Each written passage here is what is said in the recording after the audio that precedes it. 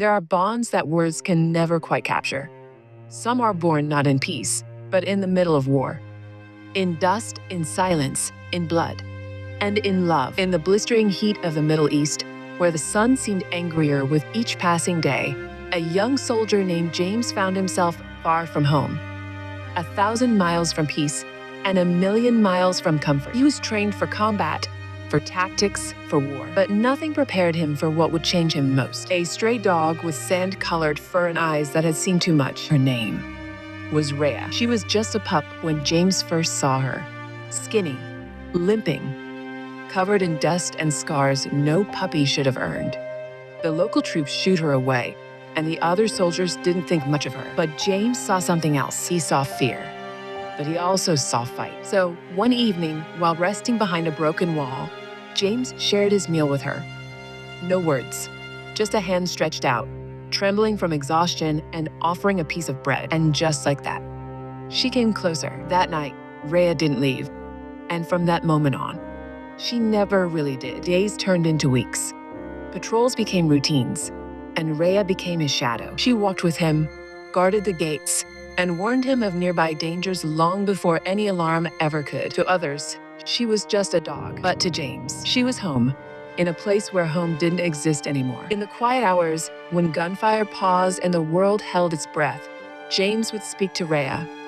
He told her about his childhood, his mother, his dreams, his regrets. She listened, always listened. No judgment, no noise, just her head on his lap, and silence that comforted more than any words. Then one night, it happened. An explosion, screams, smoke swallowed everything. When James woke up, he was in a hospital tent, alive, but barely, and Rhea gone. They told him she probably didn't make it, that she was just a dog, just a dog. But grief doesn't care about labels. And James, he didn't sleep for days. He looked for her, asked the locals, searched every place she loved. Nothing, just emptiness. And in that silence, James carried on, because that's what soldiers do. But a part of him never returned from that night. Months passed. Then one morning, back at the base, as he prepared for his last mission before returning home, a soldier came running. James, outside.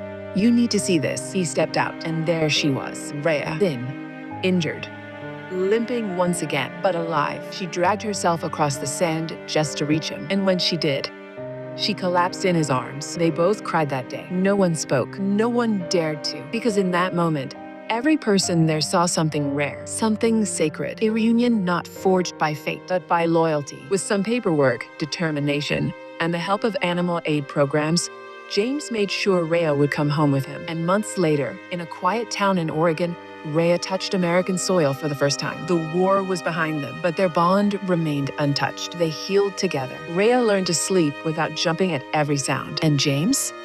He learned to live again, to feel safe, to breathe, because every morning, he woke up to the sound of her soft steps by his bed. Every night, she curled beside him, just like before. In every way that mattered, Rhea saved him. But time, as always, moved forward. Rhea grew older. Her playful runs became slow walks. Her bark, once loud and alert, became soft. And one winter morning, she couldn't get up anymore. James knew it was time. He held her in his arms, wrapped in her favorite blanket. Outside, the snow fell quietly. And inside, James whispered everything he had never said. Thank you for finding me, for staying, for saving me. And with one final breath, Rhea was gone. People say war takes lives, but sometimes it gives life too. Not in the way we expect or even understand, but in the way a soldier finds hope in a stray, in the way a dog gives warmth to a broken heart, in the way two souls meet in the middle of chaos and choose each other. This wasn't just a story about a dog. This was about love, about healing, about the moments in life that touch us without warning and never let go. Because sometimes